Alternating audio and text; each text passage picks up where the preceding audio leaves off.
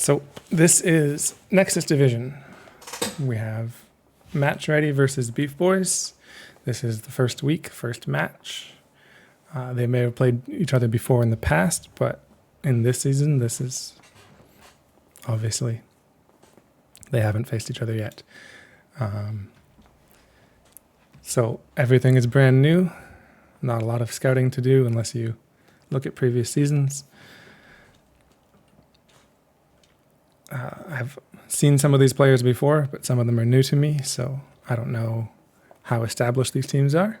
But I see we have a Beef Boys fan in the chat.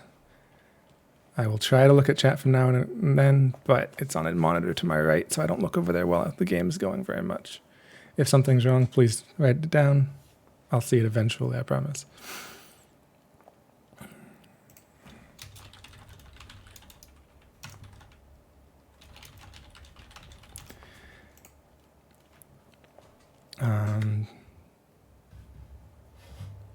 Yeah, we're just waiting to start. Tomb of the Spider Queen is the destination. Both teams look ready, so I think here we go.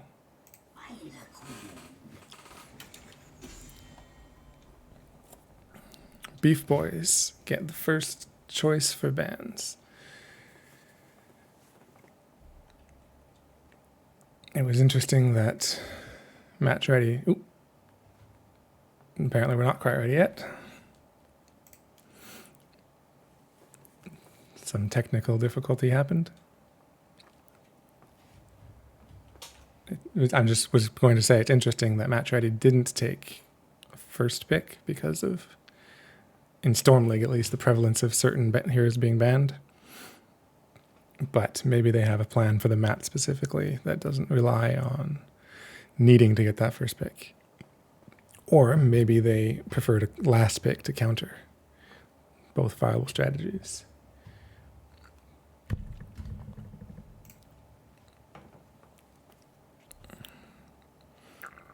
Just waiting to see if these teams are ready.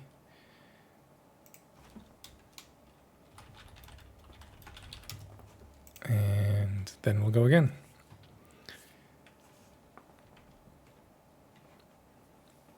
This is a test of my ability to use obs to change scenes because I'm not really all that experienced. This is my first actual NGS cast, so bear with me if anything's wrong. Okay, take two. Beef Boys, what are they going to ban for Tomb? Small map, good for team fighting, good for double soaking if you can force them into the bottom lane. There's a boss on the map, there are a couple camps, lots of strategies you could go for. But I anticipate them taking their time to talk as a team. This is not a low division team from what I understand. So they'll probably take every advantage they can, every second they can to coordinate and make decisions together. That's what separates a good team from a mediocre team is the communication, even in draft, even in the loading screen.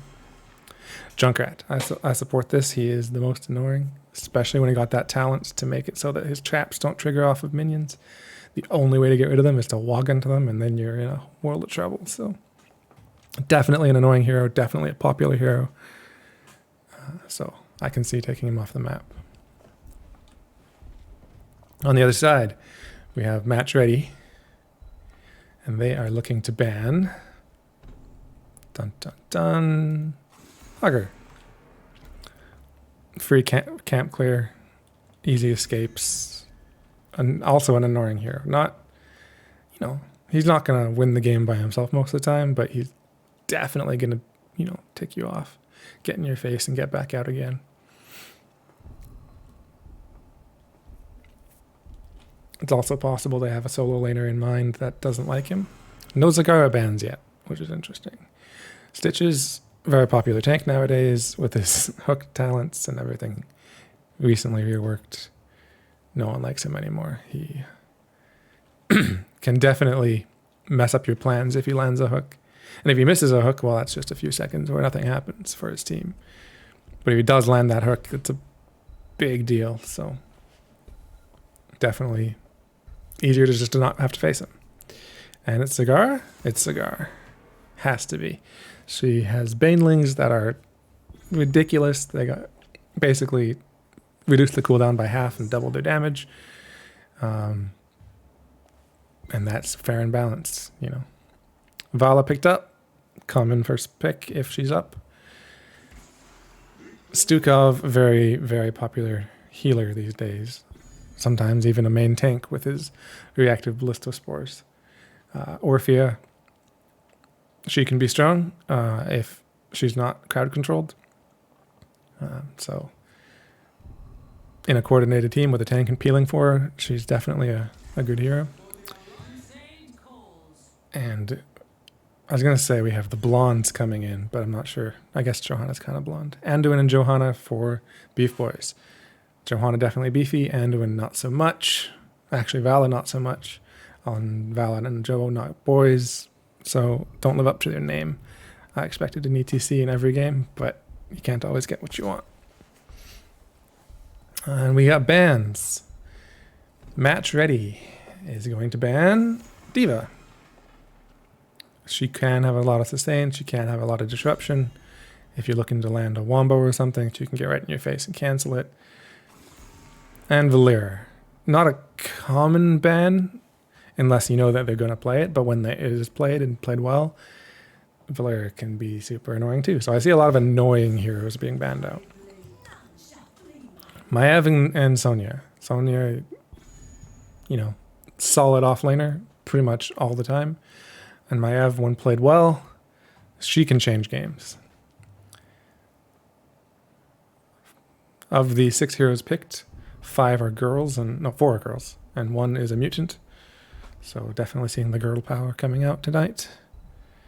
Cheekies and Root Beer Guy. What do they go with? And here come the boys. Tychus is kind of beefy. Thrall is definitely beefy. Look at those muscles. Now they're living up to their name a little bit. So we got Tychus to burn down a tank that they don't know what tank is coming. Unless it's the Stukov tank, in which case I don't know what's going to happen because I've only seen it once. And Thrall, solid offline. There's the beefy boy. There's the ETC. He pretty much constantly has armor, so I can see the Tychus being useful there. And the grenade. Good interrupt. Johanna's good interrupt. So if he does go Mosh, which on this map, why wouldn't you? There's a good chance for interrupts. I don't see any swapping, so it looks like that's what these players are going with. And yeah, very exciting.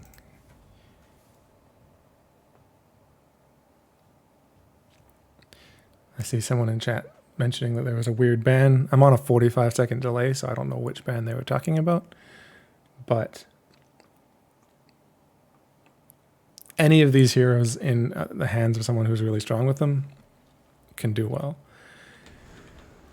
So I understand bans if they're played. Anyway, on Match Ready, we have Kroven on the Maiev, Cold Fashioned on the Orphea, Paper Wall on Stukov, GG Grace on Sonya, and Teal on ETC. And they also have their name synergy and portrait synergy.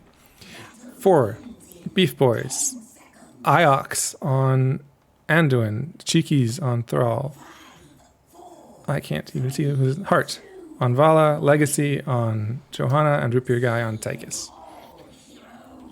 Talents, W Build on Orphea, Rolling Thunder, Thrall, Grenade, because quarterback is fair and balanced on Tychus, and Blinds on Joe. Block, Sonya, there's that reactive ballistospores. Block Party, lots of armor coming in against the auto attacker, Vala, yeah. Trait build, Orphea, and Pursuit of Vengeance, stacking on Maiev. Big engage in mid, 5 versus 5. Sonya peels off, but everyone's just poking in damage. No one really in danger. Orphea got low, but you know, she has 2 stacks, but she gets an auto. So, you know, not as low as she looks. Down the bottom, Sonya rotated first, got the wave clear first. Cheeky's probably going to... no, the towers are hitting it. I was going to say freeze the wave a little bit. Or if you're clearing really quick. So the match ready is rotating faster. But experience is equal for the moment. Sonya is already off camping with Stukov. 4-man rotation for Beef Boys. While Thrall holds the lane. So Beef Boys get a little advantage for the moment, but as soon as Maiev soaks it, it'll be even again. I don't see much experience being lost. I don't see many gems being lost. The only difference now is that there's a camp pushing mid for match ready, which sets them up to come into this camp because they don't have to worry about mid. But there are 4 beefy boys there, except for those who are in fact girls. Maiev gets a huge tether, and now there are 4 match ready individuals. And this is a big fight. Point blank, leap of faith, a root. Beefy boys give up the point, most likely because they don't want to extend the fight, they have to clear. The early camp led to the second camp, and now they are ahead in experience, mainly from the camps. We got a pull in mid, but it's on Joe. She Iron Skins, gets a big condemn, big punish. No subdue yet. She's only just now getting 4, and she didn't even go subdue. She went to hold your ground, so that's not going to happen. Now, 2 bottom, Sonya is just being a vision ward while her team turns in. Maiev doing the same thing with no team behind her, but she's Maiev. She can escape. More W talents for Vala. Not a lot of... a little engage. Tether gets unstoppable. Shot of Fury. A little bit of slam build after the block. More trait for Morphia. And the teams are soaking. They want to get levels before they commit to something crazy. There's 1 individual tether that's not going to give you a stack. And these guys are bashing each other's faces in, and these guys are looking at each other, and these guys are looking at their camp. Match Ready has turn-in. Beefy Boys do not, but they're all very close.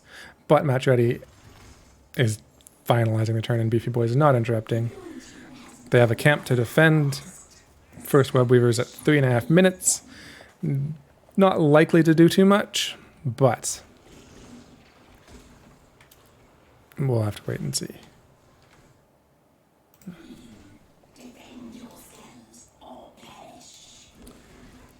Just waiting for spiders to drop, like the base in a rave, just waiting for it to drop.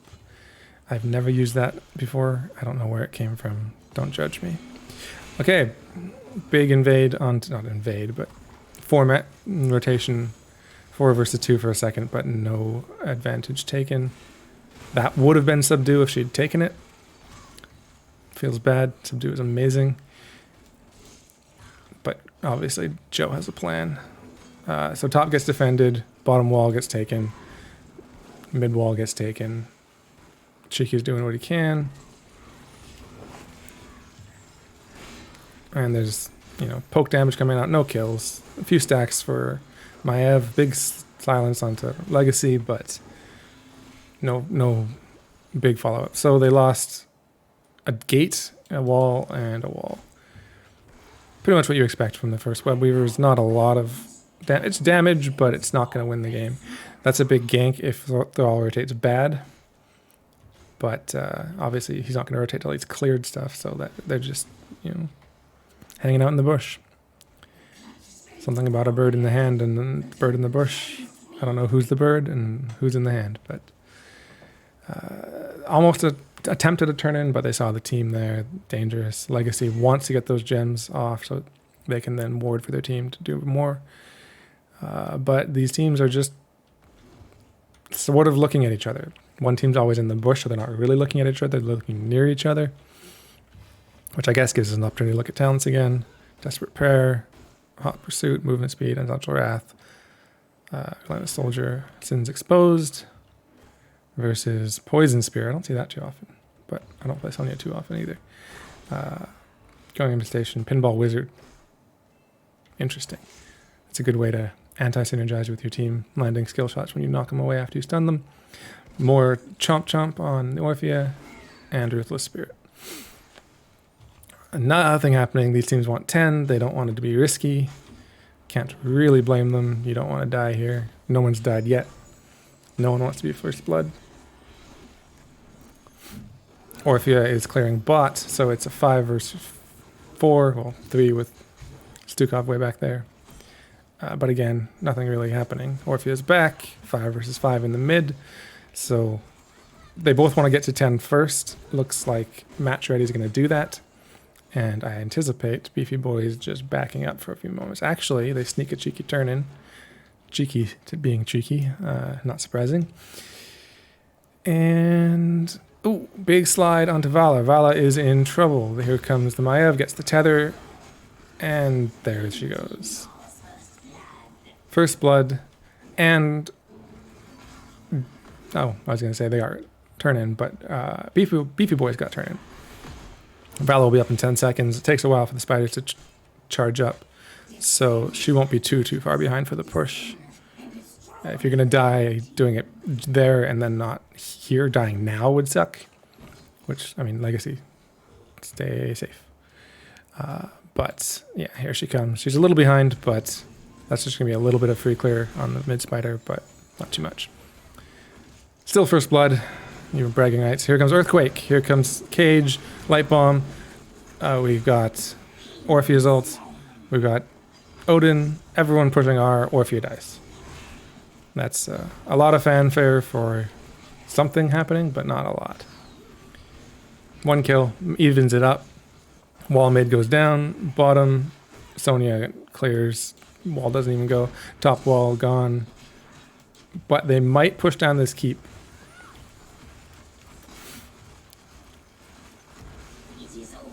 I guess I probably should have mentioned heroic talents, but you can see what they were. We got Leap, Flailing Swipe, Mosh Pit, which I didn't get used. Eternal Feast, Warden's Cage, those all got used. Light Bomb got used. Strafe did get used. I didn't see it, but there's so much going on. Earthquake, Odin, and Blessed Shield, which also got used. Here comes Face Melt from ETC. A little bit of poking, looking at the bushes. They know Mosh Pit is a threat. They know their ults are down. They back up. Their ults are coming back. Only Thrall and Tychus are missing. Cage is still down. So the ult situation is fairly even. Beefy Boys go to their camp first. No, Match Ready doesn't go to their camp at all. So, of course, they're first. They go for the turn in instead. Having a camp helps defend. That's always nice. 13's half a level away for both teams. Not going to come before the Web Weavers, but during for sure. They like their bushes, and ETC is sitting a little back, probably waiting for the leap to go in for the mosh would be my guess, if someone steps out of position. But no one's really stepping out of position at the moment. As before, both teams playing safe. Oh, here we go, big engage. There's all the ults. There's the mosh. Unstoppable from Joe, but she doesn't interrupt it. 2 kills. 2 for nothing. Oh, not nothing, you know, bunch of heroics, but no one to defend the Web Weavers anymore. There's going to be a fort going down, if not more. Big stun by ETC. Blinds. They're just trying to escape at this point. Tychus is definitely dead. Legacy wanted those gems, but not going to risk it. Not worth dying for. It's a lot of gems, 25, but goes back in, gets the 5, and loses the 27. Flailing Swipe keeps them away from the gems. Heart wants the gems now, but no, just no. That was interesting tactical decision. Clearing out mid. We lost mid fort, we lost bottom fort, we lost top fort. We're losing top wall, we're losing mid wall. Those kills were much more impactful. Oh, I missed one than the first. Odin just to finish clearing this out because they got more value than Beefy Boys wanted them to get. A couple of shots on Maya, but she's not going to die. Big soak bottom. Mid's cleared out. Levels 15 to 14. So a level and a quarter, level and a third lead. And a boss coming. No way to contest this right now. Vala's just coming up. And they're not even close. So there's no turn-in for match ready at the moment. They can get close, but not quite there. So there's time to clear the boss before the next Web Weavers, which is a saving grace. No pun intended for grace over here. But the only question is, Mosh Pit is up. Do they overstep? Do they defend too hard? Does match ready push too hard? Does someone get out of position and you know, one death leads to a snowball? Could happen either way. Legacy going in. Looks like he interrupted the power slide with the condemn. Might have just been the other one, the healing. I heard the guitar go off. Yeah, but the boss is cleared out. Takes out a bunch of damage on the keep, but doesn't go down. And match ready's backing up. They don't want to push. They have 16 advantage, but they don't want to push their luck. They got a camp to take. They got, you know, gems to turn in. They start the camp. They turn in the gems. This is going to be a reasonably large push. But the lane's very pushed out, moderately pushed out, moderately pushed out. So the spiders aren't going to spawn on any keeps, but top keep likely to fall unless they aggressively defend, in which case, you know, the walls are already down. Any keep could go down. It's hard to be everywhere at once, especially when you're down 16. And as the lanes are kind of pushed out, they don't have an easy way to soak 16. So Legacy way out in front has the Iron Skin to back up. Don't want your Vala out in front, for example, so not a bad play. ETC hiding in the bush. And the spider able to just walk up to the keep, but it loses 2/5 of its health before it even gets there. It'll be half by the time it even gets to the keep. It's just going to have a big minion wave. Match ready abandons top and just wants to push mid because they know beefy boys are going to be defending top aggressively. Cheekies is a lone bottom, but if they don't rotate on top of him, he'll be fine. Big engage from Legacy. Okay, small engage from Legacy, uses the condemn, uses the punish. They just want to clear, they don't want to fight. They do have 16s now. Cheeky gets leapt on and pulled out. A leap of faith after a leap, lots of leaping going on. Big counter engage, that looked like a Blessed Shield. Here's the cage. There's the her ult. Strafe, thank you. And she's going for more, but there's the second charge of Leap of Faith, saves her. ETC goes down, not too much else. They were low. Vala had a chance to keep going, but it was risky, and their healer said no. So we do have second charge Leap of Faith, Manticore, Alpha Wolf, Titan Grenade, Shrinking Vacuum. In here, damage by 25%. Oh, interesting. I don't actually ever take that. I haven't played her much since the rework, so anyway. And we have Giant Slammer, percent damage with the slam. She's kind of all over the place. There's a spear one, there's a slam one. But I'm sure Grace knows what he's doing. Super Strain, Imposing Presence, more trait, and Vengeful Knives. Camp pushes in, it'll be cleared. Red gets their turn in. They are down in structures and down one level, but that doesn't mean they're out of the game. A couple kills, they can push over everything. Vala, Tychus, Thrall, they do a lot of damage to heroes, minions, and structures alike. Match ready pokes into the bush. No one's there. But here come the beefy boys. Someone pinged. It's dangerous out there. Take this. Big wave crashes. This fort is going to go down. The only question is, what goes down with it? Any heroes? Any walls? Bottom lane, way too far to matter. Mid lane, it'll get to the wall. Yeah, blue team just standing there watching the fort go down. A little bit of poke. Make it go down a little slower. Maiev rotates off. Stukov hanging out kind of in the middle. Wall is going to go down. It's still at almost half, so they have some push. Legacy goes in. but doesn't going too far. Never really overstepping.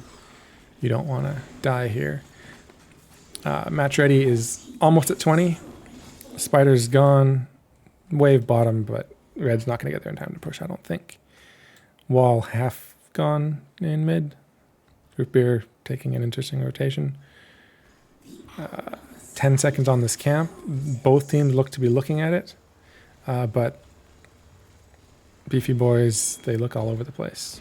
Maybe that's their plan, have some flank, or maybe too many match-ready players with 20s. The plan is back up. If they're taking that camp, bottom camp is available. Looks like Tychus thinks that. His team disagrees, maybe? If they had gone together, they easily could have gotten that, but they didn't actually see. Match ready could have faked the camp and come in, so they played safe. They're a level away from 20. Boss is available again. They'll be able to clear mid, get some soak.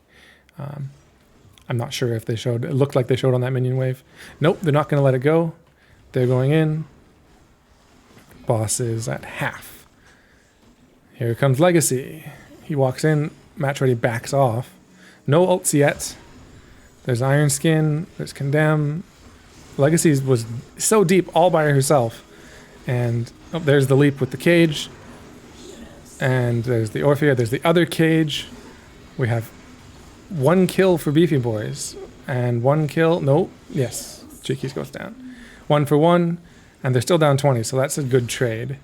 But do they lose more? Root Beer. He's got armor. But he's slow as heck with that Orphea chasing him. And the Stukov. And there he goes. ETC all alone. But it is now a 4 versus 3. Legacy's Hearthing getting his health back. Do they end? I don't think so. But stranger things have happened. Yeah, that's a lot of damage coming in. The magic spell armor's gone. Big slow, big damage. And 20s just... Oh, big root on Vala. That's not good. 20s are... There they are. There they are. And Death Siphon, as expected, there it goes. This could be big. Knocking her back doesn't interrupt it, only stuns and silences do. But she doesn't quite keep close enough to keep it going forever. They don't lose the top keep by that much. They do lose half their core, but not the game. And now it's 20 versus 20, 3 seconds on Tychus. Advantage to match ready, but it's anyone's game. Boss is still available. Anything could happen. Match ready's going bottom. Beefy Boys is checking the boss. They don't want to be caught with the pants down. They are showing that they're going for it. This could be bait. This could be real. ETC's close. ETC has Mosh, but their team is just going to steal camp. I was going to say end the game, but I don't think they're ending the game. ETC wants to do it by himself. No, he wants that keep. They got turn-in. Turn-in versus boss. Turn-in could win. Boss means I don't have to defend top lane. But it's not going to win on its own. They definitely need kills.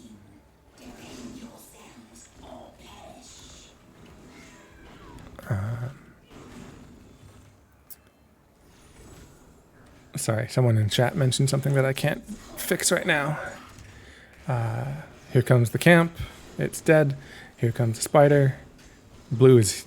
Match ready is here, but there's the earthquake. There's the root on ETC. ETC explodes. Does not have death mosh. Vala, Death Siphons, doesn't do too much. Keeps the other team at bay. Forts go down, but that's all for the turn-in. They'll take it. Boss on core. It's going to do some actual damage. Not a lot. They're going to clear it out, but, damage core versus damaged core. It makes this game a lot more even. Not entirely. They still have 2 keeps, but 80 to 63. It's pretty close. Any big team wipe, both teams could just go top end. Of course, match ready could go mid or bottom end too, and they're down tank. So Beefy Boys are looking for blood right now. They want to do something while the tank's dead, but there's 2 catapults on the core. and they turn around. Yeah, the catapults do a lot of damage. Shield's not quite down yet, but someone had to deal with it. They could have, tried to push, but I don't think that's going to accomplish anything. They get their turn in. That will help, but their lanes are so pushed out. They have a long way to go. Put it that way.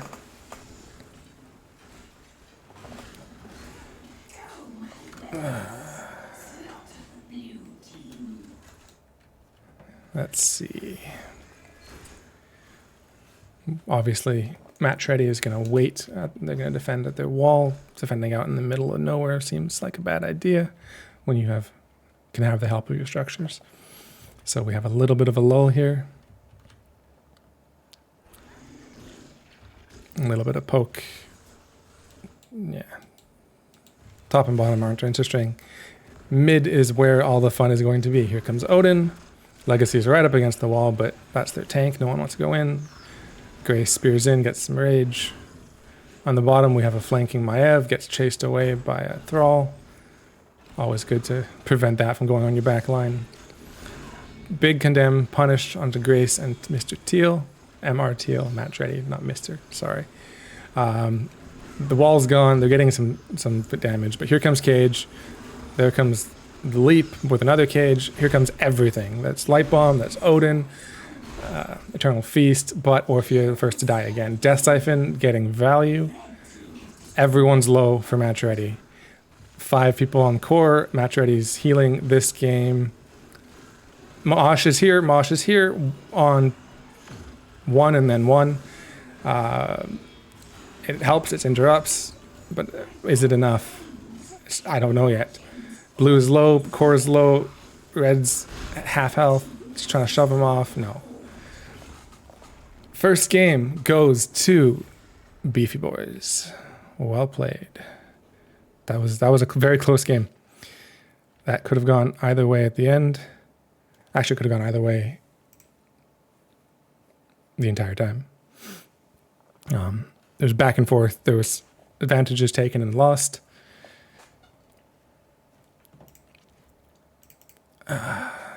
Looking at stats, Orphea, tons of siege damage, best hero damage on our team. Vala doing the same role. A little bit more damage, but that's what you expect with your Vala, with the Death Siphon. Healing, Stukov did more, but Anduin had those pulls, so does that count as healing? No. Does it save people's lives? Hell yes. Sonya and Joe apparently being the best soakers for their team. Nope. Yeah, that's experience. Sorry. Self-healing. Who cares? That's not a real stat. That was quite an exciting game. Let me update. Beefy Boys wins game 1. And my program is now lagging. There we go. Let's see if I can sound. Master volume, turn it up. I don't know if that'll help you, but we'll see.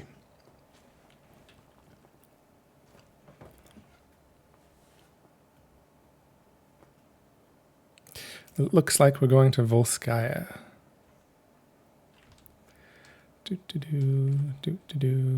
Stream. We have Volskaya Foundry.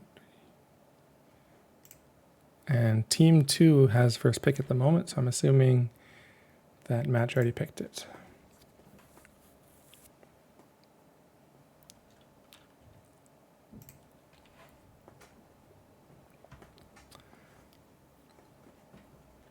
Now we're just waiting for players to get back in. 8 kills to 5 kills, though. It was a long game, lots of big engages, big ults being used, big wombos, and very few people died. That's what you expect at these higher divisions. People playing safe and living where other players might die. To answer the question in chat, I assume it's best of 3. Most of the divisions are. If it's not, and we'll play more. I don't know. I'll be here as long as it takes, but I think it's best of 3.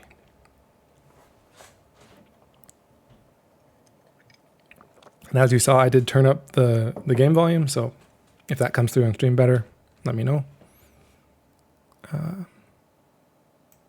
can also turn that up and see what happens. Let me know when there's actual sound, because I'm more than happy to have my voice be drowned out by the game. The game is more interesting than me, for sure.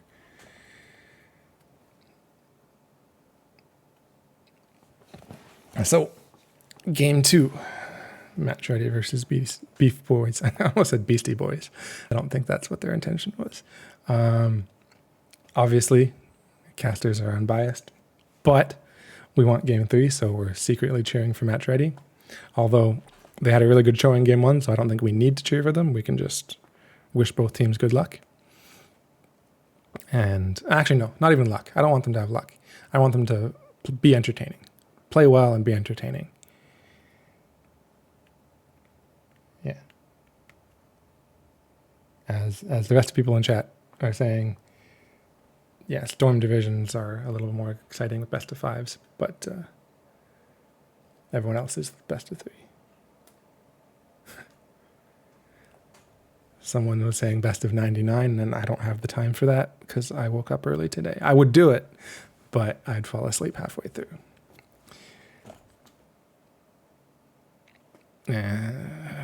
Oh, here we go. We are apparently ready. Also, I didn't change my scene from the draft to in-game, so forgive me. The things probably didn't line up properly. I'll try to fix it this time. This is my second ever cast and my first NGS cast, so I'm obviously going to mess everything up. All right, first pick going to Beef Boys, not Beastie Boys. And for their first ban, we get to see if they ban the Junkrat again, or if there's someone on this map that they feel is stronger. Same ban. Probably targeted against a player. They've probably seen how annoying someone can be. I'm not sure who, but I have my doubts that it's just I don't like this hero. I think it's I don't like that person on this hero.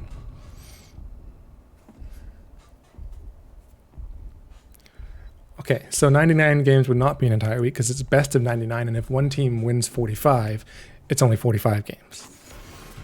Hogger, same ban from the other side. Are we going to have... Who was it? I know it was Zagar for the 4th ban, but my memory is trash. Stitches. Yes, I think that was it. Very similar bans. Do we have the same draft? Probably not. It's a new map. This map is bigger. The objective, very different. Counts as a hero. You put 2 heroes inside. Typically, people think that's a weakness because when you're pushing, it's kind of a 5v3. Thank you, role players. I appreciate it. Zagara. Surprise, surprise.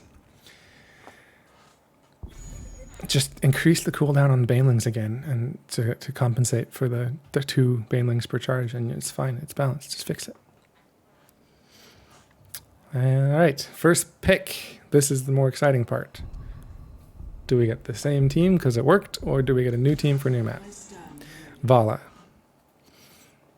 This draft may not be as exciting as anticipated. If it's just the same, we could just skip it. Here's the Joe. Here's the Stukov. Yeah. Okay. Yeah, oh yeah, that's right. There was a Valyria ban, but that was the 2nd ban last time.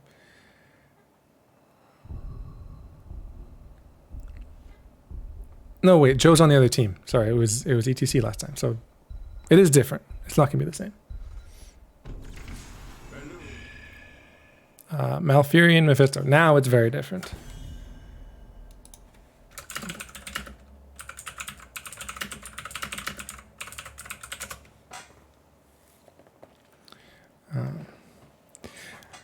And just as a note for everyone, I will definitely interview the winners. I'm even happy to interview the losers if they want to, but I've never seen anyone do that. I assume people who lose don't want to talk about it. But hey, if they're game for it, I'll do both. But I'll do whatever anyone wants. Uther ban. It's a little different. Don't see main tank Uther very much anymore. There's the Valera again. Now that the armor's been reduced, double support Vala is also a thing. Give her Divine Shield. Maybe Matt Reddy knows more than I do about Beef Boys. Orphea again, Maev again. They did do well, although the Orphea did die every time there was the big engage. So maybe just play 5% safer and it turns the game around. Who knows?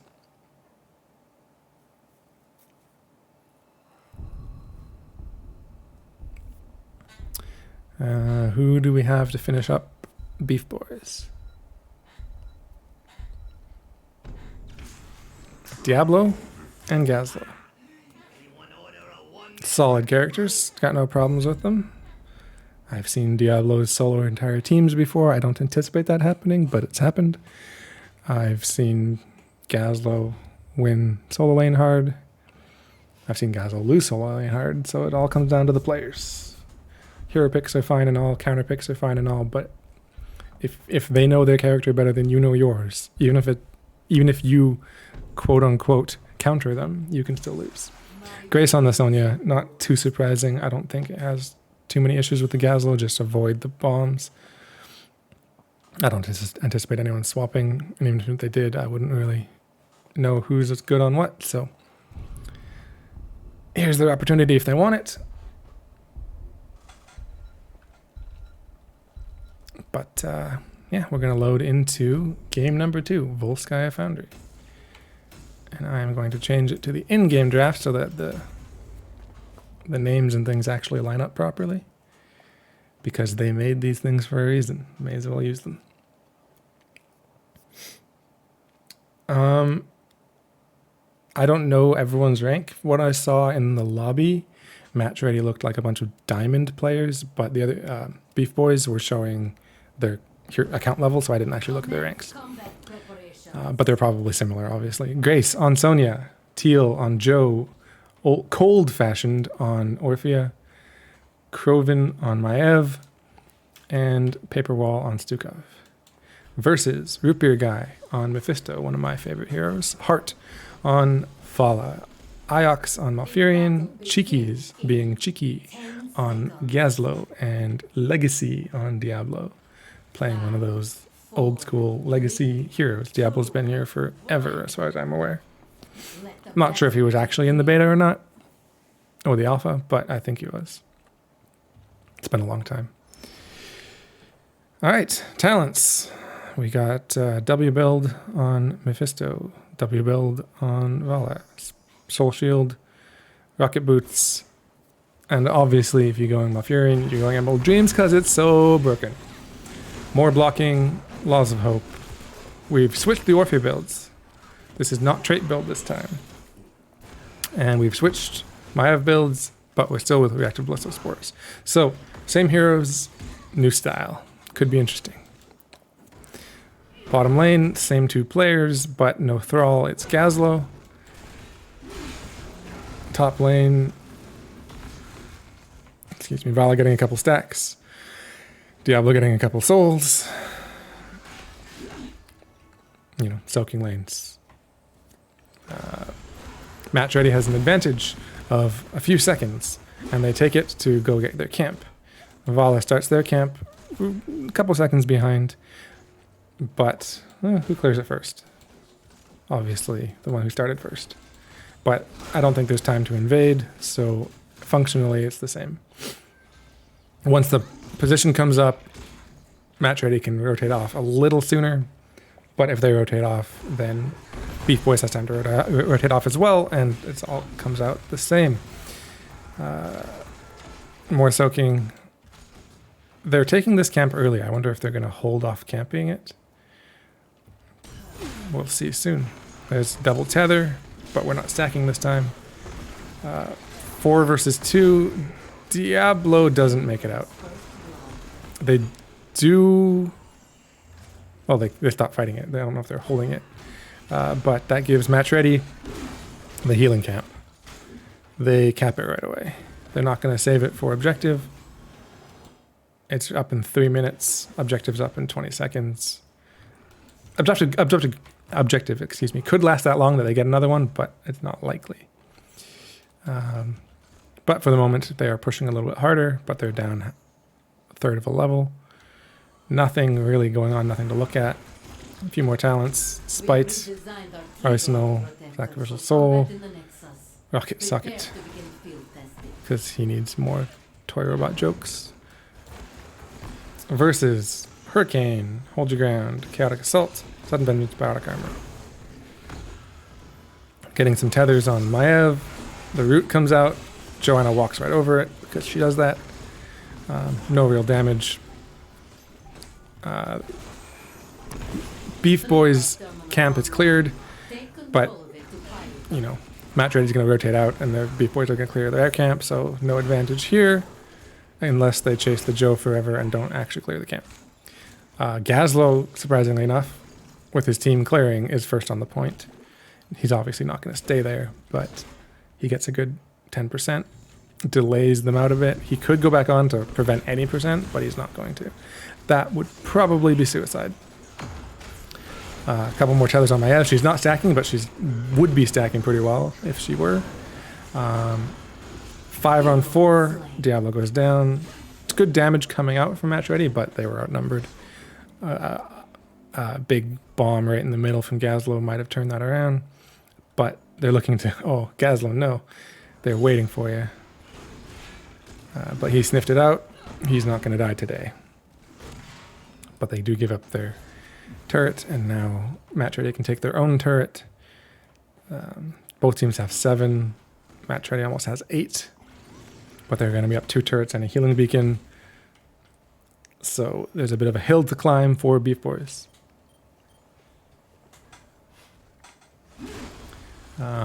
Obviously, they're going to back up while their teams split. Maev is top soaking. They want to get that 4% level 9 advantage. But obviously, the point's not going to turn over anytime soon. Beef Boy's turret comes out, but it's outmatched by the 2 turrets from Match Ready. 3 turrets from Match Ready now. Big engage. The roots kind of keep the team back. Mephisto goes in deep, does some damage, almost pays for it, but doesn't. Gazlo goes off to soak. It looks like with the forest here of turrets, Match Ready's turrets outnumber Gazlo's turrets, and they get the protector. Now it's a 5-minute protector, usually doesn't get more than a wall unless someone dies. So they're taking it bottom, which is not the usual strategy. Usually people go top, but it is a strategy. If you send Sonya up by herself, she can get top on her own. Gazlo's going around looking to soak, it looks like. The protector's not really doing anything, it's just distracting, keeping them away from Grace, so Grace can get push. As I said earlier, people don't view this as the strongest objective until late game when it solo scores. But they've already got bot wall, they're getting mid wall, they're getting top damage, but Gazlo came up to defend, so not too much.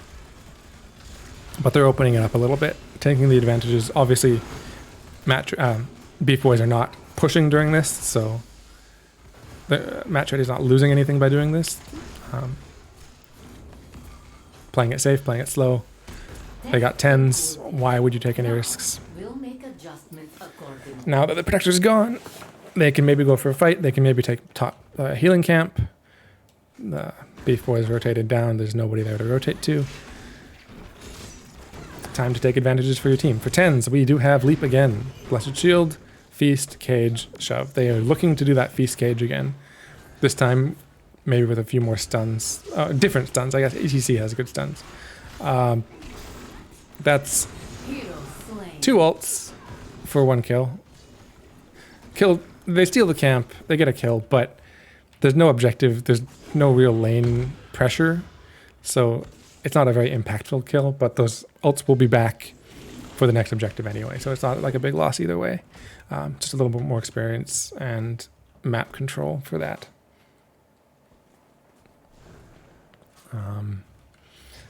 Every time I look at chat, I have to like completely turn around and look at a different screen, and I'm looking at 45 seconds in the past. More turrets. Beef Boys down, well, a level and a half. It looks like 2 levels, but it won't be soon.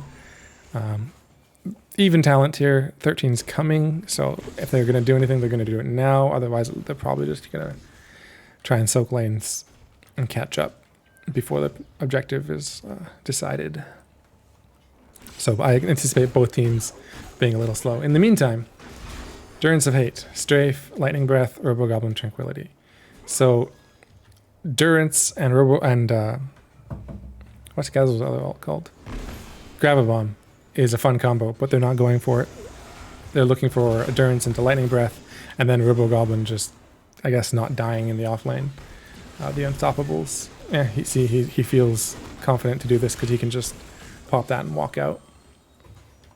So maybe he's looking to do more of a soak roll rather than going for a team fight. Or maybe he thinks he's the tank now. I don't know what is going through anyone's mind. I can't talk very well. Sometimes I trip over my words. Mephisto, they're coming to him, but he's well behind the wall. Very safe. At least this time. But that tower is not long for this world. I'm starting up an egg system. Some poke, some poke, some poke. A little bit of structure damage. Bot lane, some poke, some poke, some poke. We have a flanking Maev. Will she pull the trigger? Orphea is not in range for a feast yet, so they're not looking for it.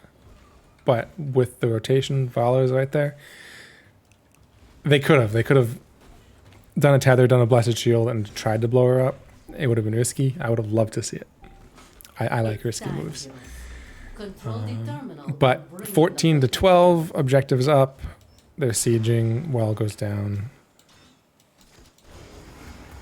I anticipate no fight for a little while. Although 13's here. Gazlo is far away. Gazlo versus Sonya in the bot. Camps up if Beef Boys want to get their turret. But Match Ready is in the driver's seat. They were in the driver's seat in game 1 though, and Beef Boys turned it around. So is this a late game comp? We'll see. It again depends on the players. Anyone can be a late game hero if you step up your game in the late game. But at the moment, oh, here comes everybody. Everyone's atop. Now it's a question of who gets the best engage. Maev is good at that. Leap is good at that. Joe is good at that. So Match Ready has good engage. Diablo's good engage. Gazlo with his Unstoppable can walk in there and kind of be safe. I would say Match Ready has the advantage, but Sonya peeled off and Beef Boys sees the opportunity to go for this. Healing Beacon. The other teams are right there though. This is scary and dangerous. Legacy doesn't go for the channel, doesn't care, goes for the Maev. They lose the beacon. They're doing a ton of damage. No one has died. All the R's got pushed. The beacon got used, so who cares? Both beacons got used. Actually, that's a win for Beef Boys. Every heroic except Leap and Shove got used. And nothing happened. 16s are near, so Match Ready is going to wait for that. Probably it's going to be questionable. Will it come before the turn-in? It's about 30 seconds away. I anticipate them stepping out. Yeah. Beef Boys are now showing. Diablo is in a very precarious situation. He gets rooted.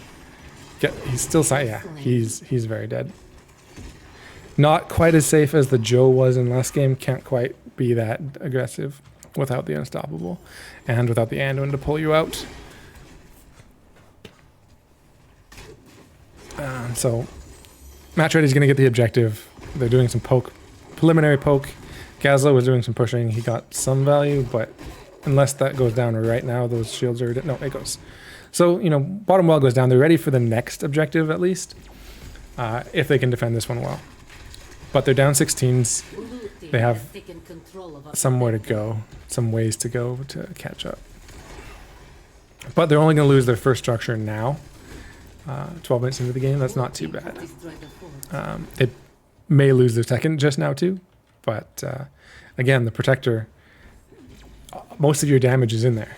So if they walk past it, your healer could be in danger. And yeah, it's easy to push off if your whole team is there.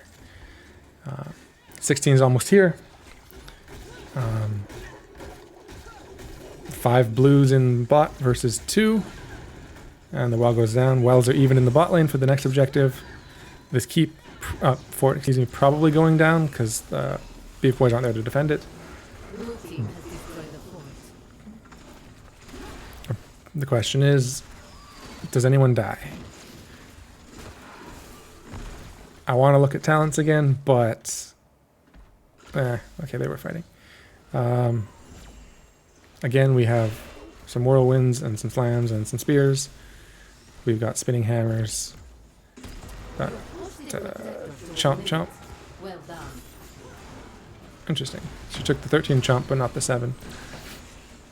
Switching up all the talents this time. And on the other side, Shard of Hate, Static Field. Gloom, Spell Armor, Cruelty, Arc Reactor. Yeah. And 18 to 16, no talents for 4 levels versus no talents for 2 levels. 20 is nowhere close. 5 versus 5. They're fighting a lot over this healing beacon, and so far it's just been fighting. No kills. They're just letting them walk onto the point. There's the big combo though. The feast with the cage. Hero slain. Hero. And is it a 5-man wipe? It's a 4-man kill. Malfurion, I don't know if you make it. He's taking the long way around. He needs another route now. No, he's dead. Hero slain. 5 for nothing. And they gave up the beacon. There's no keeps down, and there's 15 seconds on the respawns. From my experience, a 5-man team can kill a core in under 20 seconds, no problem. Now, these people will be rezzing in 5 seconds, so I don't think they end. So having that keep alive saved the game. If it wasn't alive, the game was over. The Orphea one, you have to hit multiple people at the same time. 3 with a single cast of Dread. And then it increases the damage and the slow amount by a little bit more. But yeah, that's the danger of the Warden's Cage Eternal Feast combo. With, the leap and the Blessed Shield and the silence underneath. Like, it's hard to get out of that if you get caught in it. And that healing beacon is a small, tight little area. And if you're fighting over it and you want to step on the point, and everyone wants to step on the point, you're just walking into a world of pain. And it worked out for Match Ready this time. They're up 20s. I'm getting another terminal. And they're up structures. And they have a positional advantage on the Protector. But I don't think they need it. They just need to try and force a fight, get some kills, and end the game. I don't anticipate them doing that. They've been playing safe this series, and it's been sort of working most of the time, so... This Mephisto, though, too far, gets everything. Not everything. Still Blessed Shield and Cage to be used, but Leap and Feast kills the Mephisto. He can shade, but he'll always come back. He doesn't escape very well. And... some big stuns from Diablo, but keep goes down. Still 5 versus 4. Still down 20s. Well, down 21 at this point. So they did force out the beacons, evening up the items for the moment, although they're going to steal a turret. Yeah, we got heroic upgrades across the board, except for Maiev, who doesn't have a heroic upgrade. Gazlo's off soaking, desperately wanting 20s. They'll likely get 20 before the objective finishes, I think. If they soak everything, but they're not going to step up too aggressively because They weren't even aggressive too far before, and Mephisto got killed down here. They're going back for the healing beacon. This got them killed last time, but they are more spread out this time. Maybe they're just threatening it while they soak the lane, sticking together, not giving anything up quite for free. And it's working. The other team isn't taking it. They're close to 20, and no one's channeling the point. 60%.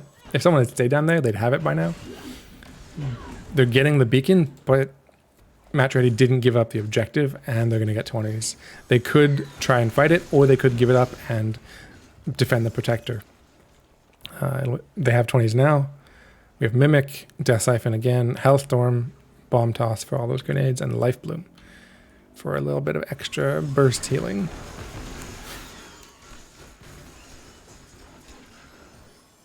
They take their camp, and yeah, they're giving up the protector. They want to clear out some of these lanes, so maybe you defend the protector and you kill a bunch of people, and a bunch of people you'll die, and then catapults kill you in the top. So you don't want that to happen.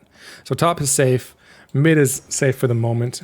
It's bottom they need to worry about, and that's where the protector's going right now. And that's where they are. So they're set up to give it their best. Although even if they do wipe the enemy team, they have a long way to go to actually push through structures to win. So this is the defense to stay alive and to try again. Protector's walking right past the heroes, going on the core. Feast goes out, misses entirely, doesn't get a second channel. Durance misses. Bombs going everywhere. Protector on the core. Lightning Breath just doing what it can, but the core is at half. No one's dead yet. Mephisto, huge damage on the heroes. Core is at 25. Protector goes down, but core goes down with it. GG. They did a ton of damage, just not quite fast enough. So,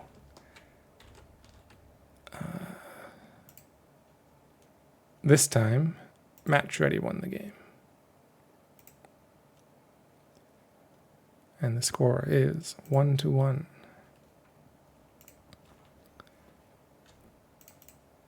And Sonya, huge siege damage. Gazlo, bunch as well. Hero damage, a lot more even this time. But Sonya soaked way more somehow than Gazlo did. Healing, a lot more even. 10 kills to none, though. That's kind of a big difference.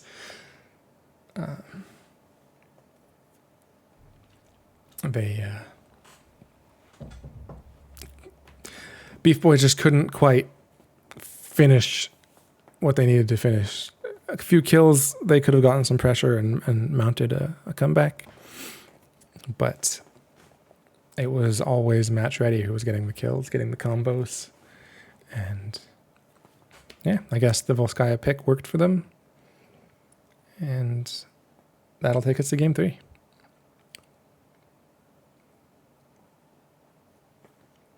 So, very close series so far. Obviously, the second game looked a lot more one-sided. But it's still 1-1, and this third map could go either way.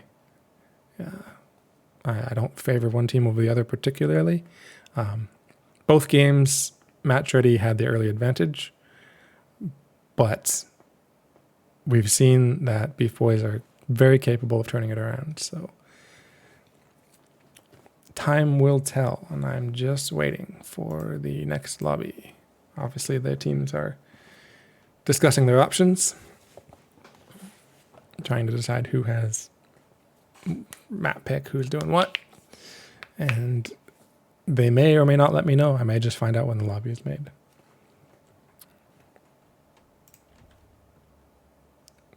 Let's see. Map view. We are going to Towers of Doom. And find the thing. Towers of Doom. It looks like Match Ready picked the map again. So Match Ready picked all the maps.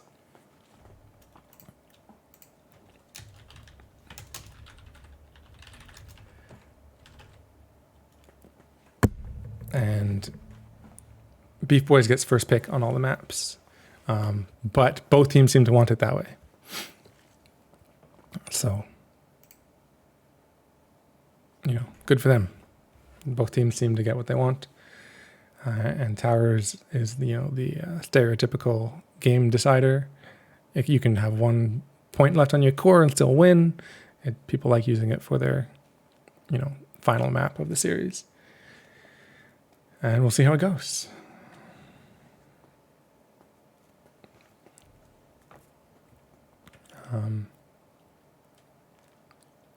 Just waiting on both teams to be ready. So while we're waiting, everyone, grab a glass of water, keep hydrated. My throat's a little dry. I don't ever want to do 2 series in one day. I don't normally talk very much.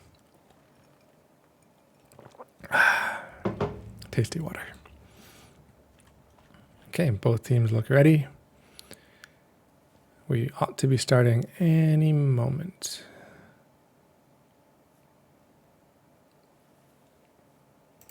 Towers of Doom. Towers of Doom. I have always hated this map. I've come around to it a bit more in the last year or so, but I don't know what it is about it. I just don't like it. And we are starting over again. So, more technical issues. I'm sure it's not a big deal.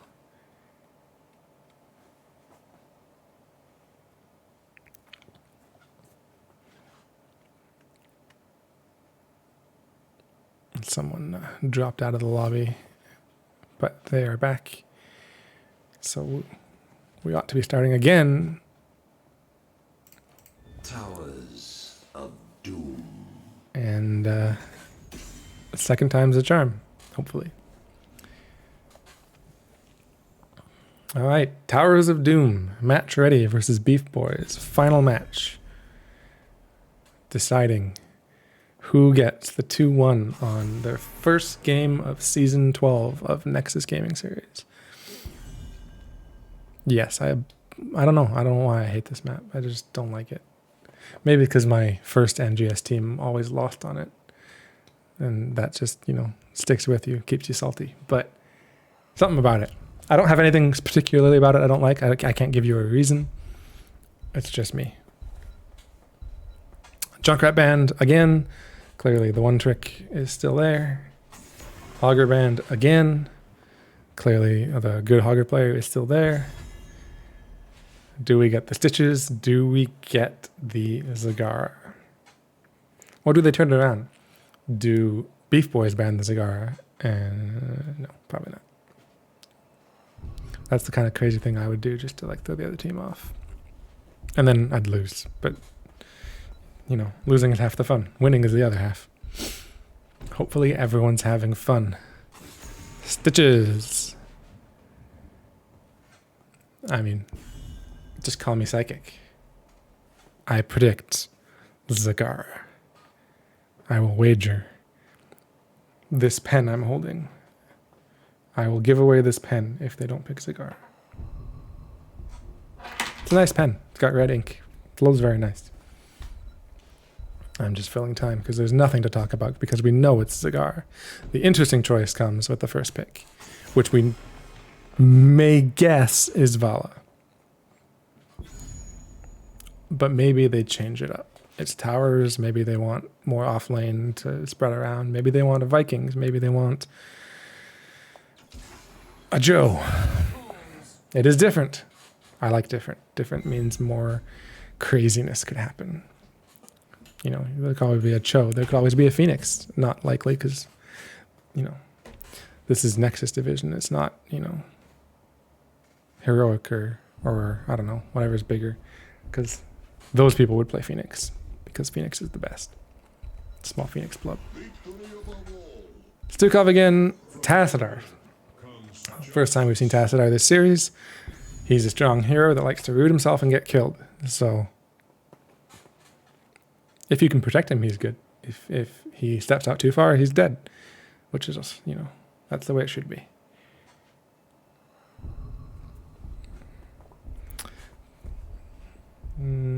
Someone is asking if there's going to be a Valyria ban. Obviously, we'll have to wait and see. Because The weight Cassia, Anduin. So, Cassia is new, Anduin is not. Anduin did well. Last game, they were missing it, and Mephisto died in the bot. Diablo died in the top. Both could have easily been saved by an Anduin. Not much Malfurion can do to those. So, I appreciate that they went back to the Anduin, and we'll see if it makes a difference in this third one. I have no idea what that emoticon is, role players. Grace banning his own Sonya. Did he know he was banning? Did he think he was picking? Or does he have a plan that is foiled by a Sonya? I don't know. He went Sonya first 2 games. So, again, different is interesting. Interesting is good. I just don't know what's happening. I don't know where they're going with this. But as I said, I would totally ban my own hero just to screw with the other team. That's how I am.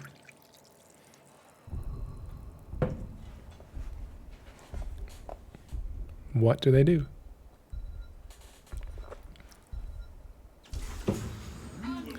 Varian and Kerrigan. So I assume it's Taunt.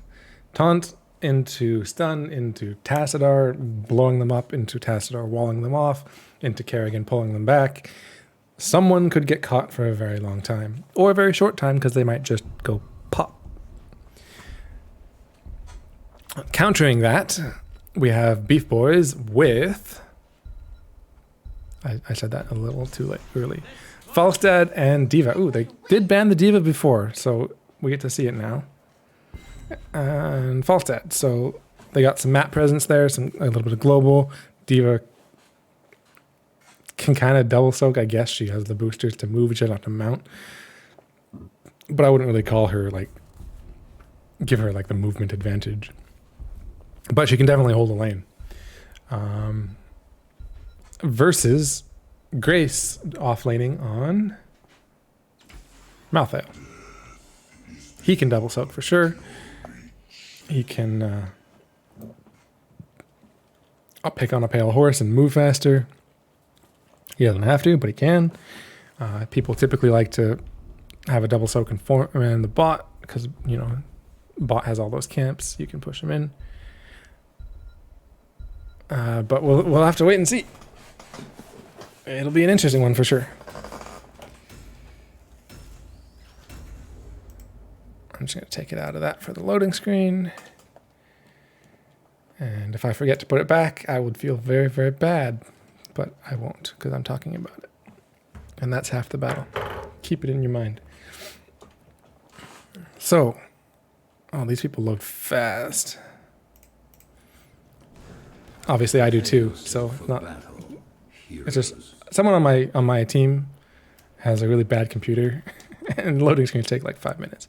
Mr. Teal is on Varian. Teal is on Varian. Match Ready's Teal is on Varian. Grace is on Malfurion.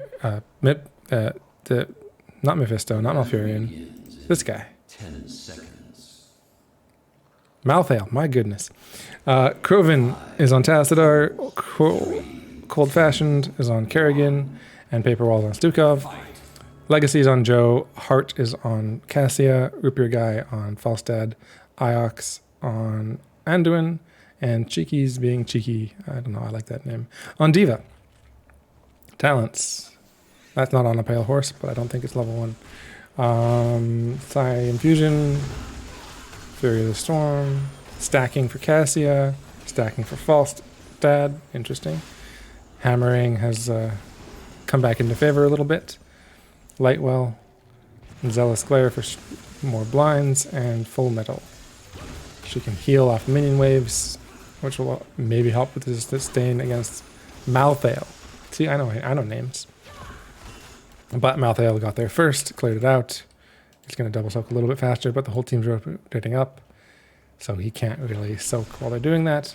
Camp's 5 seconds off. They're there a little early, but they're right there now. They're starting camp. And Cheekies and Grace shooting each other. Oh, stabbing and shooting each other. Invade comes out. They do have Varian. He's not level 4. He's not really a strong tank. They steal the camp. There's no way that a match ready wants to take this back. I mean, they want to, but they're not going to. Kerrigan is in the back line, but she's alone. Root beer guy gets his shield from the barrel roll and gets pulled out an extra 2 feet. No deaths. Although this diva is going to be the first partial death, perhaps. Camp cleared out doesn't do anything, but it was a steal anyway, so I'm not too worried about that. They're taking their own camp. The question is, no, there's no invade. There's just a lot of damage onto Joe, who still walks out. But they're still behind in experience, even getting those 2 camps. Malthael is out soaking the diva at the moment. We'll see if levels change that. We also have the 2 big damage dealers on Beef Boys stacking. So again, I anticipate a little advantage going over to match ready, and then late game, Beef Boys coming back. That's how stacking talents usually go. All right, we got 4s, we got taunt, but they taunted a tank. Root beer guy is a bit close. Barrels away, but Kerrigan's right back on top of him. Did Kerrigan go too far? No. Did root beer guy go too far? No. They're playing a little bit more risky, but ooh, Cassia takes a bunch of damage, but still no deaths.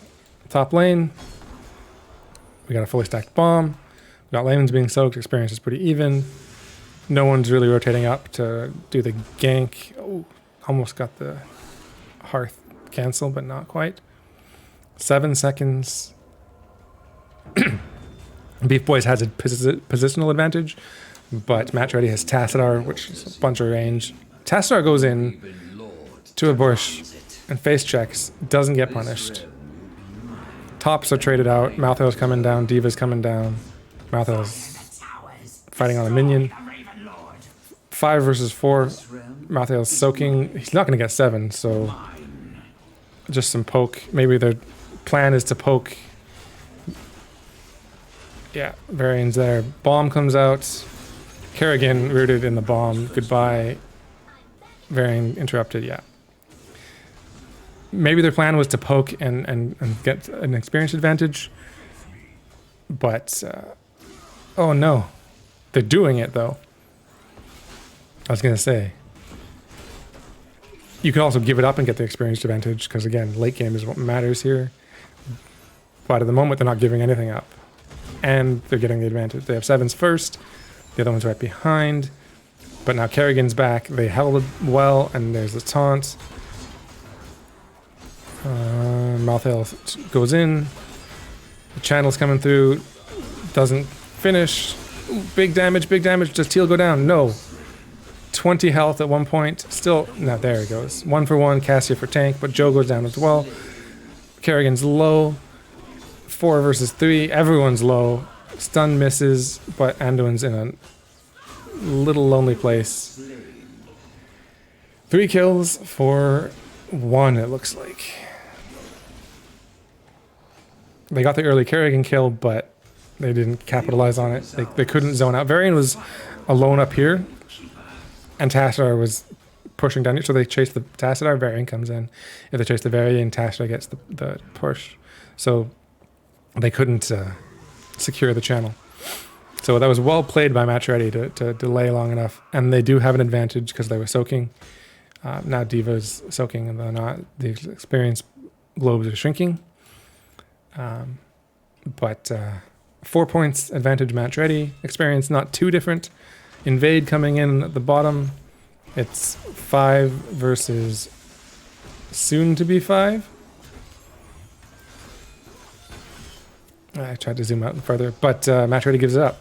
They didn't want to go in. Maybe they were too split, and Beef Boys were all in the same area, and that's a bit scary. Of course, you can also see where they are, so that takes away some of the scare. There's the taunt and the stun combo. Life Grip pulls them out of the Tassadar damage, but now it's just a retreat. 5 versus 4. Diva's coming in on the back end, but the fight's over, and Diva waddles in and waddles out. Diva sort of holding her own at the moment. Not really giving an advantage yet. It's kind of falling behind on experience a bit, but that's also a kill. There's a lot going on, but no team, no one's decided anything. It's pretty even. 10s come up. Taunt was used. That's not really a 10. Kerrigan's ready. No, Malthael's ready for the channel. Diva's going for the channel, but they're going for the invade. But both teams have 10. I would go over the talents, but it looks like there's going to be. Nope, they're just going to trade. Last rites, Shield Wall, Ultralisk, Black Hole, Flailing Swipe, Ball Lightning, Gust, Light Bomb, Blessed Shield, Bunny Hop. So we're not getting the slowing missiles.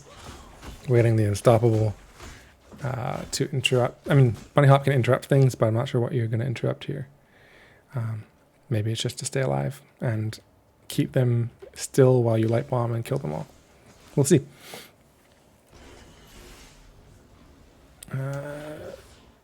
Beef Boys pushing a little bit, doing some damage. Not too aggressive. It's 4 versus 4. Again, bot lane 4v4 is common on this map. Diva is, when she trades with the Malthael, losing out. But when she goes off and soaks by herself, she's fine. Big camp invade. Joe's there to peel them back. They get the channel. Black Hole was used, so that's a big win for Beef Boys. They get the camp and they draw out a heroic. It's not a super long cooldown. Gust was also used. There's the Blessed Shield. They're on the Tassadar. Flailing Swipe saves them. It's 4 versus 3 though. They're just pushing in the Sappers though. They don't get any real value, and they're going to get the wall value, but I mean, they don't get a kill. And Match Ready gets the soak advantage and a little bit of push. Not Joe. The other tank, Varian, getting very low, but not quite 0. Hearthing kind of in vision, gonna get interrupted. No, walks out and interrupts himself. I thought the blind would come, but he's gonna be out. So Match Ready's gonna have the positional advantage, waiting while Beef Boys have the advantage while Match Ready's waiting for their tank. They get the bottom altar for free, and now the fight's over the mid. So shots are even. This altar determines who has the advantage. 13s may come before the fight's over. Match Ready have proven that they can poke and delay. Malthael's peeling off right now. Here comes the Bunny Hop. Is there a Light Bomb? No, there's a shield. Black Hole. Gust disengages. Malthael gets the channel in the meantime. They do get a kill. Kills are 3 versus 3. Experience pretty close. But with the kill, they're going to get the camp invade. Heroics roughly even. 2 down, 2 down, 3 down, whatever. They'll be up before anything interesting happens. And they're just going to try and push these Sappers in. Diva's soaking, Malthael's soaking. We got that healing reduction on Joe, but doesn't get the auto attack to keep it going. Not that they're looking for kills at the moment. There's the taunt on Joe. Just does some extra damage. Well, Joe walks away. 13 versus 13. 4-shot advantage for Match Ready. We got a second pull. No, that's not a second pull. That's Lion Speed. That's 13. Excuse me. War Traveler, Flow Rider, target locked. Ooh, big gank on Grace. 5-man collapse. Root comes out, but Grace is already dead. Here comes the Gust. No, the taunt. Oof. Didn't interrupt the Gust, so it was ready after the taunt. Light Bomb comes out, but I think they should go after Krovan. They are, but not all. There they go. Here's the collapse. Krovan should die here. I say should. There it is. Taunt. Ooh, Kerrigan combo on the taunt, but the life grip pulls out Heart. There's 2 more kills, 5 to 3. And alters up in 10 seconds. They're going to have Tassar in 20. Malthael's up, but I anticipate them just giving this up. While Cassia is thinking the same thing, going after the camp, but there's a fight breaking out, so she comes down. A little bit of, just trying to be close to be safe. But they get the channel. Shots are even. Met goes down. That's not interesting. She'll be back. and they go for the camp. Match Ready's not invading. So 15 is here. Same level. They got a camp pushing. This game is super close. Legacy walks out. Iron Skin proving invaluable if he didn't pop that. He was in the Kerrigan combo, and who knows what might have happened. I swear I heard a Diva sound, and Diva's way up there. Okay, there's the Blessed Shield. The Flailing Swipe knocks the Light Bomb away, so there's no follow-up. Black Hole goes off in the middle of nowhere. Gus disengages. Sappers get in. That's what they were looking for. They used a lot of ults to do it, but the other team used a lot of ults to stop it. So, Ultralisk is still available. Bunny Hop is still available. Everything else is currently down. Taunts up. Last Rites is now up. You know, they come back. Tunnels are up. There's an invade coming in. Legacy walks past the Kerrigan combo. Doesn't get caught, but is way out there.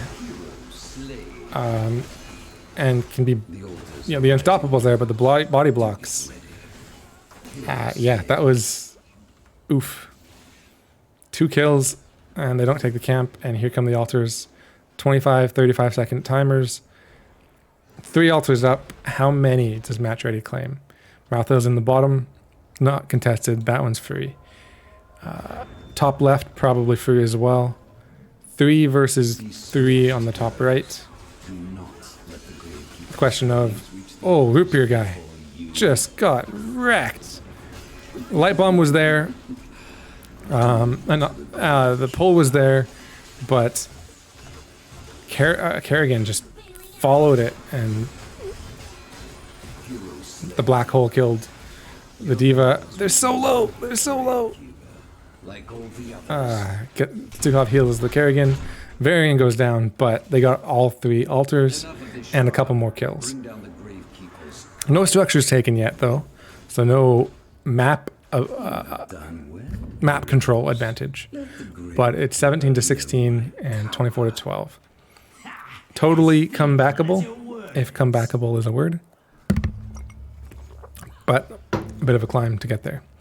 We do have the double pull, extra slows on hammers, static electricity for more lightning, stacking. So you got 52 at the moment. Looking for, here comes an invade. They know they're there. The other team knows they're there. Everyone's they. Kerrigan combo lands. Here comes, oof, Light Bomb gets cancelled by the gust, but kills going everywhere. Kills going everywhere. Diva goes, and when Diva just arrives, it's 3 for 1. They got the first kill, but then lost the next 3. But fortunately for Cassia, there's 4 heroes here to stack off of. Look for that silver lining. But yeah, that bot fort is going down. It was an interesting looking fight. I liked how it started, and it finished in favor of Match Ready. So they steal the camp, they steal the building. Do they push in the sappers? It looks like it. They're watching the boss, but there's an altar and sappers. They don't. Match Ready doesn't care about the boss right now. So Cassia's going to do what she can. She can't stop bottom. She's going to take top. Bottom walks in for free. But there's only 1 altar up. They're only going to lose 5 more shots. It's going to come down to 4, which is the boss wins. You don't want that. But you're still in the game. Meanwhile, bottom fort, it's going to get taken back. Top fort's going to take some damage. Sappers are going to go in, but they're not going to... Oh, maybe. I think they are. Here comes boss, though. And that ends the game. Who cares about the top defense? That's it. The Flailing Swipe keeps them off. Game over. Everything's just kind of lined up at the end there. They got the big kills just before exact numbers. And that's game. A little bit shorter than I expected. So that late game stacking didn't quite come through. But Match Ready takes it 2-0 in a reasonably close series. So it's good fun, good to watch. Hope everyone enjoyed it. Match ready. Grace. Can I even find him in the NGS channel to talk to him? I don't see him in there. And he's not on my friends list. I can message him in Discord. Oh. He's in lobby 2. I am in lobby 2. Hello. Hello. I need to actually push my push to talk button to talk to you. Hey, how's it going? Pretty good. How are you? How do you feel? Feeling good. It's good to be back, man. It was a long off season. Yeah. So you won that series 2-1. It felt pretty close for the most part. You had advantages in all 3 games, but they came back the first game, and they had a good chance in Towers of Doom. How do you feel about that? The Towers of Doom, I felt like Variant's I guess it's a little tough pre-4, but I felt like for the most part, like we did well. They hyper-focused on an engaged bot side that let me get a free cap, and Yeah. as long as we continued to just not give them too much of an edge, too many deaths, I felt like that was solidly in our control. I didn't mean to say that you weren't in control. I just meant it's Towers of Doom that can always go both ways, right? Oh, yeah, you're absolutely right. You're absolutely right. Well, I mean, Hoth has great comeback mechanics in general, so... Right. And we saw that when they came back in that first game. Yeah, that earthquake chorus was rough. So this was the first game of the season. So I don't know too much about your teams. So do you want to tell us a little bit about, are you a returning team? Are you new to the division? Like just the history of your team a little bit. Introduce yourselves. Sure, yeah. I formed this team actually a month ago today was our final fill out of the roster. We have changed a few members over the year, but this current iteration is our longest running, with Kroven being the only new person. The rest of us have all been playing together since December of last year, so we've kept the same units there. We played in Div C our first season. We were undefeated, lost first round of playoffs, which was really rough. Last season Div A, where we won the whole thing, and so we're excited to be here in Nexus Division now. Cool. Yeah, I remember I've faced you before. I was in Div C a while back. We didn't quite win every game, obviously. Yeah, that was interesting. I mean, NGS has really just saved my love for the game. If it weren't for NGS, I probably would have uninstalled a long time ago. So I'm really glad. Yeah, it's great to be able to play with the community and have something to watch when you're not playing and all that. Yeah. I don't have too many things springing to mind, but do you want to talk anything about your team or your heroes that you picked, or any moments that you thought were noteworthy there? No, I don't really have any big takeaways from that. I'm excited to go over the VODs and see how we could have played some of those late game fights in game 1 better, but other than that, they're a strong team. I don't know, this isn't a round robin division, is it? So I don't think we get to play them again, but if we do, if they make it to playoffs, I look forward to facing them again. We did have some people in my chat asking about the Valera bans. Obviously, you weren't the one doing it, but apparently there's a Valera on your team that people are scared of. There may or may not be. I can't comment on that at this time. Fair enough. I wouldn't want to divulge secrets myself, but I'm definitely willing to ask other teams to divulge theirs. Yeah, of course. And it felt like all 3 games, the first 2 bans were identical. So you banned Hogger and Zagara, I understand. Is there any reason you banned the Hogger? Was it a player that plays it, or just it messes with your offlane? Bans in the early part of the season can be a little rough because, rosters change, so your scouting info isn't always the most accurate. So it's just combination of the champ, combination of the roster, what we saw in scouting, just a couple of factors there. Yeah, it's the first game that kind of everyone scouts that game, and that determines what they're going to ban against you for the rest of the season. So you want to maybe hide your best picks sometimes. Yeah, definitely. But so well played. Congratulations on your win. I don't have too much else, so if you just want to do your shout outs or whatever else you want to say. Yeah, big shout out to my team. I'm excited for what this season holds. Big shout out to our opponents. They played well. Shout out to you for casting. And big shout out to our coaching staff. They're always very hands-on. They've helped us come this far, so I'm excited to see how far we can continue to go. Great. Well, I look forward to it as well. Have a good night. Bye. Hey, thank you. You too. And I realized, yes, I probably had echo because Twitch, I don't have push to talk, but in comms I do.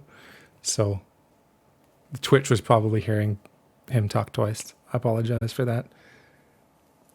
I told you this is my first NGS cast and I'm terrible at everything.